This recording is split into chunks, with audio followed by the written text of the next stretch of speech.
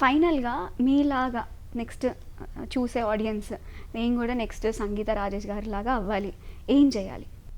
The first thing is don't under estimate sorry business.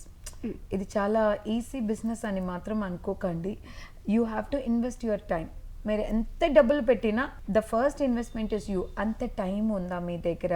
ఇప్పుడు నేను చాలా మంది నేను చూస్తాను, నేను మేడం నాకు 2 hours టైం ఉంది, దాంట్లో చేసుకోవచ్చా అని. సో అట్లా అయితే రాదు. ఇంకొకటి నేను చాలా స్ట్రిక్ట్గా చెప్తాను, నేను మీరు నగలు అమ్మి చేస్తా, అప్పులు తీసుకొని చేస్తా, లేకపోతే నా ప్రాపర్టీని అమ్మి నేను సేల్ చేస్తానంటే చేయకండి. రిస్క్లో పడకండి.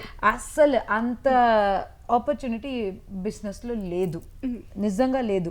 మీరు డబ్బులు పెడుతూ పెడుతూ పెడుతూ ఉండాలి, అది వస్తూ ఉంటుంది. అది ఎప్పుడు వస్తుందో తెలియదు. అది అది మనం చేసేది బట్టి ఉంది. కానీ నాకేంటంటే మీరు చేస్తున్నారంటే మీరు లైఫ్ స్టైల్ డిస్టర్బ్ చేసి ఇది చేయకండి.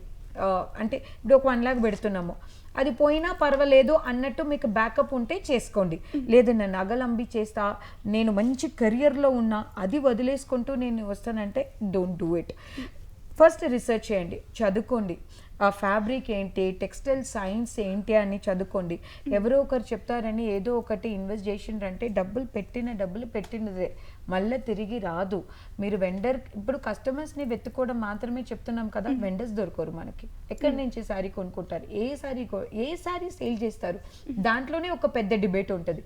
మీరు ప్యూర్ సిల్క్ సేల్ చేస్తారా లేకపోతే నార్మల్ చేస్తారా అంటే, అప్పుడు నేను చేసేటప్పుడు చాలా మంది సిల్క్ శారీస్ చేస్తారు, ఈ శారీ కొంచెం చేస్తారు, కిడ్స్ వేర్ చేస్తారు, మెన్స్ చేస్తారు. కన్ఫ్యూజ్ అవ్వకండి. ఏదో ఒక సెగ్మెంట్ని తీసుకొని దాంట్ నుంచి మెల్లిమెల్లిగా వెళ్ళండి. ఫస్ట్ థింగ్ నాలెడ్జబుల్గా ఉండండి. కావాలంటే ఎక్కడైనా వెళ్ళి ఒక శారీ స్టోర్లో పని చేయండి. ఒక 1 month 2 months అట్లీస్ట్ 1 year పని చేయండి. 1 month 2 months లో ఏం తెలుస్తుంది మీకు?